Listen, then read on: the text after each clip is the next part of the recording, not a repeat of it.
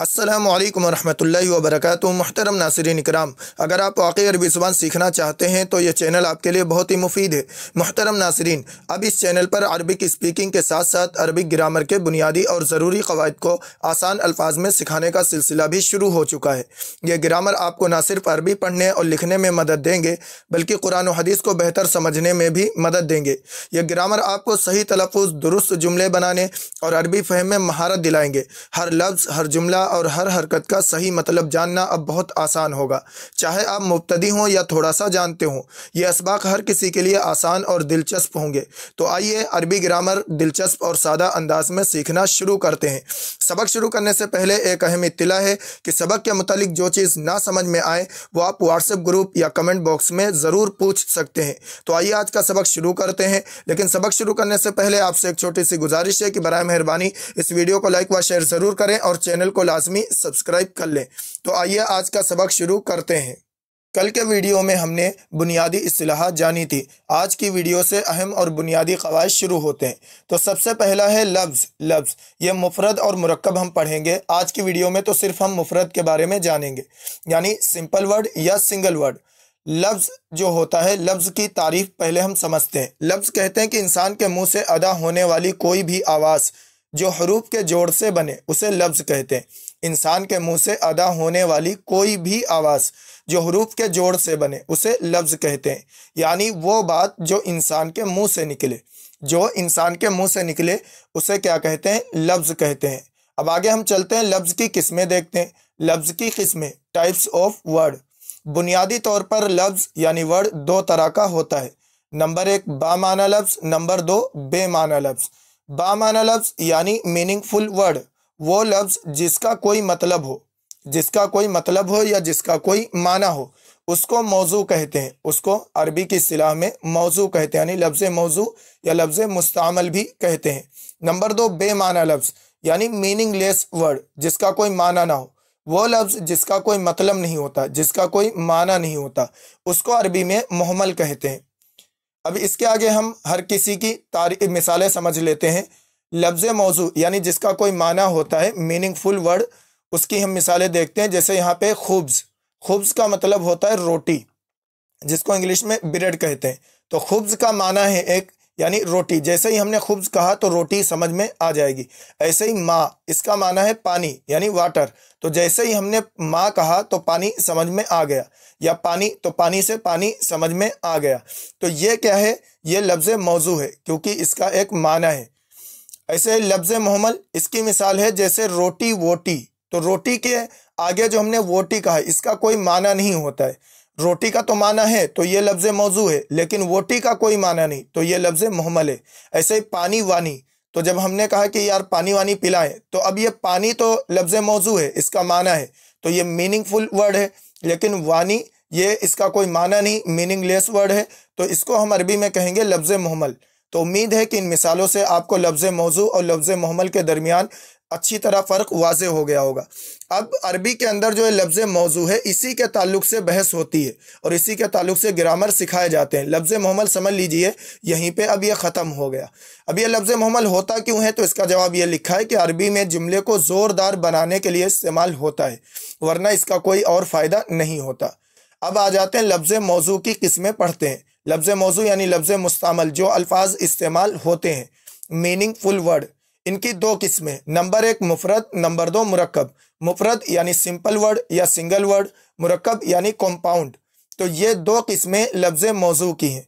मुफरद किसे कहते हैं? मुफरद यानी सिंगल वर्ड वो तन्हा लफ्ज़ है जो एक माना बताए, जो यानी तन्हा हो, एक हो और एक ही माना बताए, जिससे एक मतलब समझ में आए। जैसे मिसाल के तौर पर बाब, हमने कहा बाब, तो इसका मतलब होता है एक दरवाज़ा, या हमने कहा दरवाज़ा या एक दरवाज़ा, तो इससे एक ही दरवाज़ा समझ में आ रहा है।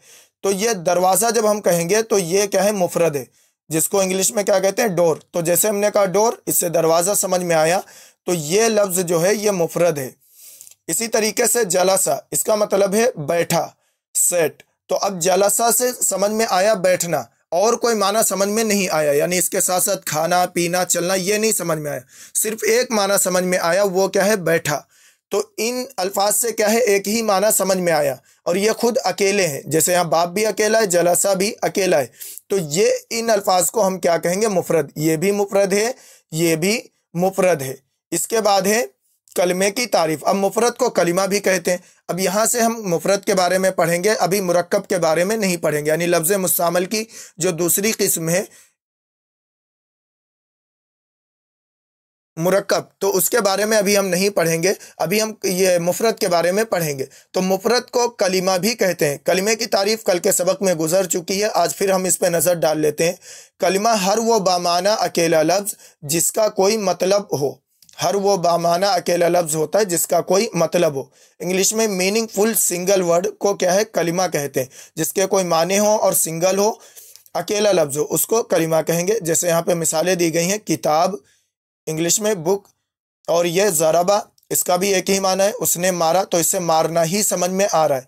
आला, इसका मतलब पर या ऊपर, तो इससे भी क्या है, एक ही माना समझ में आ रहा है। तो इसको क्या कहेंगे, ये सारे कलिमात हैं। ये भी कलिमा है, ये भी कलिमा है, ये भी कलिमा। यहाँ पे 3 मिसालें इसलिए दी गई हैं क्योंकि आगे चलकर कलिमे की 3 किस्में होनी, यानी इस्म, फ़ेल, हर्फ। तो ये इस्म की मिसाल दी गई है, ज़रबा फ़ेल की दी गई है, अला हर्फ की दी गई है। तो ये मुफरद यानी जिसको कलमा कहते हैं, इसकी 3 किस्में हैं, इस्म, फ़ेल, हर्फ। उसके एतबार से मिसालें दी गई हैं। अब हम आगे पढ़ते हैं कलमे की किस्में, यानी मुफरद की किस्में। तो नंबर 1 इस्म है, जिसको इंग्लिश में नाउन कहते हैं। नंबर 2 फ़ेल है, जिसको वर्ब कहते हैं। नंबर 3 हर्फ है, जिसको पार्टिकल कहते हैं। तो ये 3 किस्में हैं कलमे की, जो कि यही किस्में क्या है, ज़्यादातर पढ़ी जाती हैं। इन्हीं के मुतालिक हम ग्रामर सीखते हैं। अब आगे देखते हैं हर एक की तारीफ। तो इस्म की तारीफ क्या है, यानी डेफिनेशन क्या है इसकी, कि इस्म वो कलिमा है जो किसी शख्स या किसी जगह या किसी चीज़ या जज्बे का नाम हो। ये समझ लीजिए अच्छी तरह से, इस्म वो कलिमा है जो किसी शख्स यानी किसी इंसान का नाम हो, या किसी जगह का नाम हो, या किसी चीज़ का नाम हो, या जज्बे जो हमारी फीलिंग्स होती हैं उनका कोई नाम हो, तो उसको क्या है, हम इस्म कहेंगे। लेकिन शर्त यह है कि उसमें कोई ज़माना यानी टाइम ना पाया जाता हो। उसमें कोई ज़माना यानी टाइम यानी वक्त ना पाया जाता हो, तो उसे इस्म कहेंगे। जैसे यहाँ पे मिसालें दी गई हैं, वलद।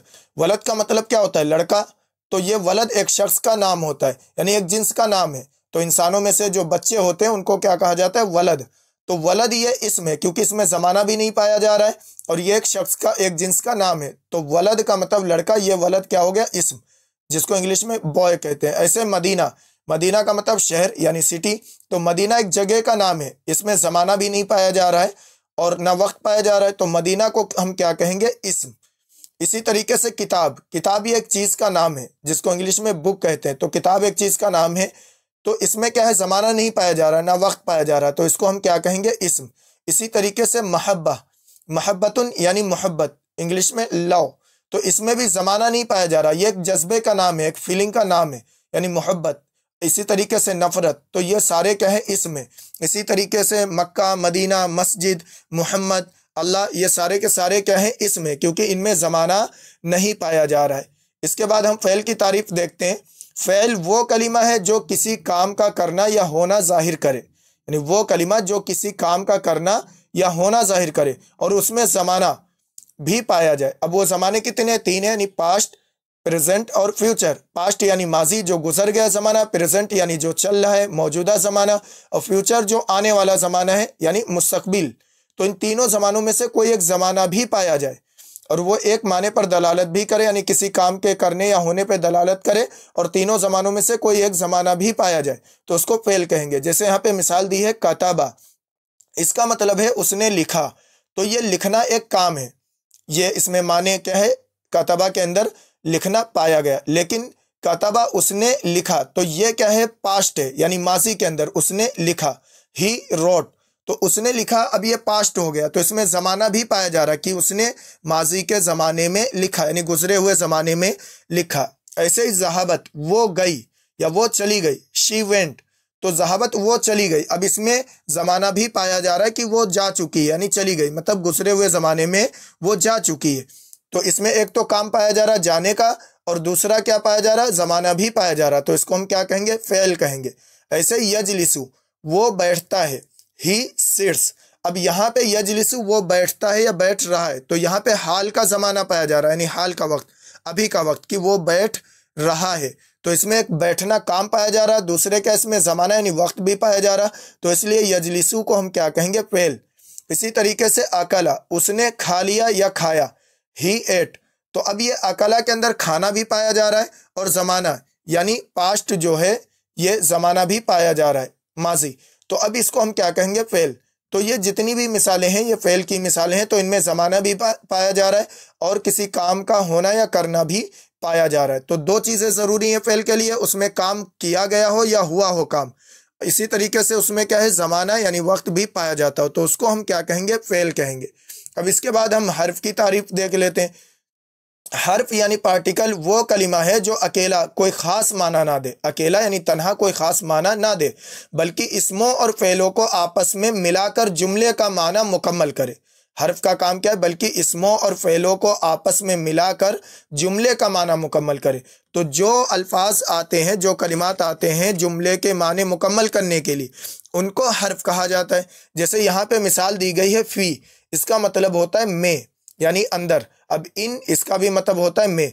तो अब हम अगर कहें में अंदर, तो इससे कुछ समझ में नहीं आ रहा है कि क्या बात है, कमरे के अंदर मैं गया या कमरे में गया। तो अगर हम जब तक इसको हम जुमले के साथ नहीं इस्तेमाल करेंगे, इसके माने समझ में नहीं आएंगे। तो जो पीछे हम दो किस्में पढ़ी हैं इस्म और फ़ेल की, तो उनके साथ में हर्फ को क्या है, मिलाकर इस्तेमाल किया जाता है, तभी इसके माने समझ में आते हैं। जैसे इला, इसका मतलब होता है की तरफ, इंग्लिश में टू। तो अब की तरफ का मतलब ऐसे समझ में नहीं आ रहा कि मैं मस्जिद की तरफ गया या मैं बाजार की तरफ गया, तो ये कुछ समझ में, जब तक इसको हम इला को किसी के जुमले के साथ नहीं मिलाएंगे तो की तरफ के माने नहीं समझ में आएंगे। लेकिन जब हमने कह दिया कि मैं मस्जिद की तरफ गया, तो अब देखो की तरफ को मैंने एक जुमले के साथ मिलाया, इस्म और फ़ेल के साथ मिलाया, तो इला के माने समझ में आ गए।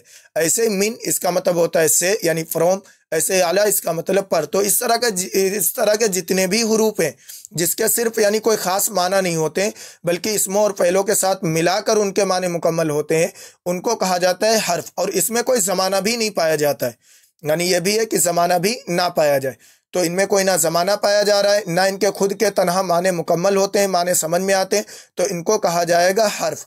अब खुलासे के तौर पे हम देख लेते हैं कि कलमे की तीन किस्में, इस्म, फ़ेल, हर्फ। इस्म किसे कहते हैं, इस्म यानी नौन, किसी शख्स या चीज़ या जगह का नाम, जैसे किताब या रजुल, या शहर, जैसे या शहर का नाम जैसे दिल्ली, मुंबई, लखनऊ।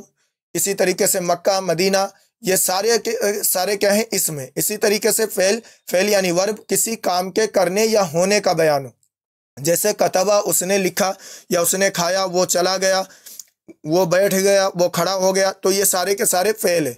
इसी तरीके से हर्फ यानी पार्टिकल जो दूसरे लफ्ज़ से मिलकर माना मुकम्मल करे अपने, जैसे फ़ी या अला, इसके माने होते हैं में, अला माने पर। तो हर्फ के माने खुद नहीं वो अपने माने बता रहा होता है, बल्कि इन दोनों से मिलता है, इस्म और फ़ेल से मिलता है, तब इसके माने मुकम्मल होते हैं। अब ये जो जुमला बनता है, जुमला इस्म, फ़ेल, हर्फ, इन तीन चीज़ों से मिलकर फिर क्या है, जुमला बनता है। तो आगे हम इंशाअल्लाह ताला पढ़ेंगे। उम्मीद है आपको वीडियो ये अच्छी लगी होगी। अगर कोई चीज़ आपको नहीं समझ में आई है तो व्हाट्सएप ग्रुप ज्वाइन करिए, उसमें सवालात करिए, या कमेंट बॉक्स में आप ज़रूर पूछ सकते हैं। इंशाअल्लाह ताला वक्त मिलने पर उनका जवाब दे दिया जाएगा। मिलते हैं अगली वीडियो में। अस्सलामु अलैकुम व रहमतुल्लाहि व बरकातुहू।